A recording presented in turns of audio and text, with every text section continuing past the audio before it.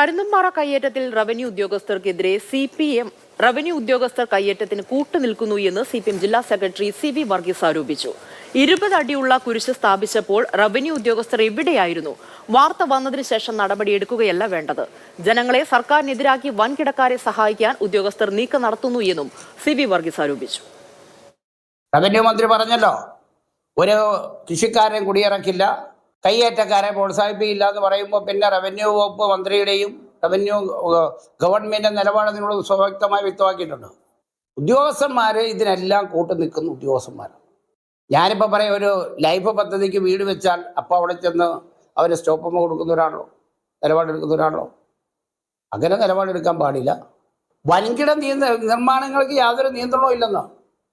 പാവപ്പെട്ടവന് വീട് വെക്കാൻ പറ്റില്ല, ലൈഫ് വീട് വെക്കാൻ പറ്റില്ല, ആ നിർമ്മാണ പ്രവർത്തനം നടത്താൻ പറ്റില്ല. അതാണ് ഒന്ന് സർക്കാരിൻ്റെ പദ്ധതിയെ പൊളിക്കുക, 2 പാവപ്പെട്ട ജനവിഭാഗങ്ങളെ ഗവൺമെൻറ്റിനെതിരാക്കുക, 3 വൻകിടക്കാരായിട്ടുള്ള നിർമ്മിതികളെല്ലാം സഹായിക്കുക.